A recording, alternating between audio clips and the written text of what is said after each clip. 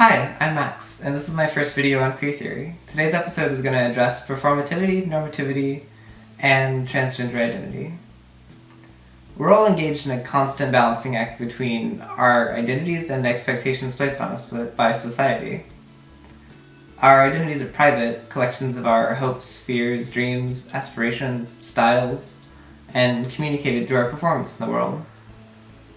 The language of performance comes from Judith Butler, who talks about the decisions we make about our presentation in the world as decisions which constitute our real social selves. So in a sense, we are however we act. Normativity refers to the set of social expectations we all live under. There are norms against violence, and those are often enshrined in law. There are norms against cross-dressing, and those are usually enforced with violence or bullying. And these norms come from within communities, both to define who the in-group is and who the out-group is. There are norms for minority groups too, however.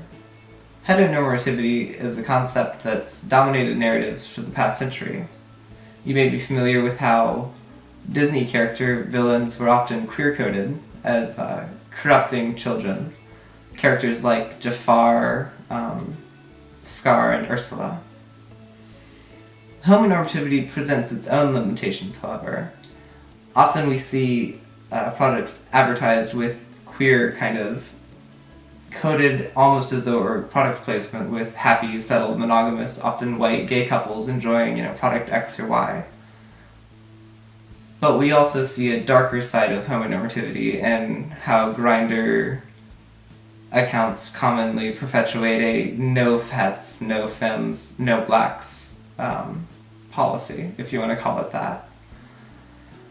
Performance traces the line between identity and normativity.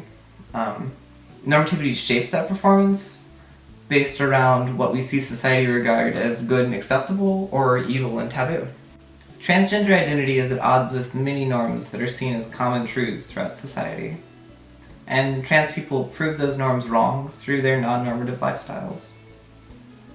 Trans was defined by Stryker as the movement across a socially imposed boundary, gender, away from an unchosen starting place, rather than any particular destination or mode of transition. I like this definition because it keeps the category of transgender open to a lot of different forms of gender variant behavior.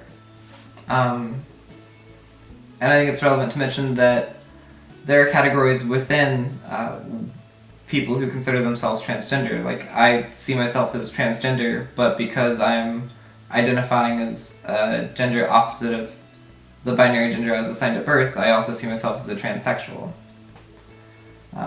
This has been my first video on queer theory. I hope you enjoyed it, and I hope you learned something. My next video will be on Halberstam's concept of queer time. Thank you. Bye.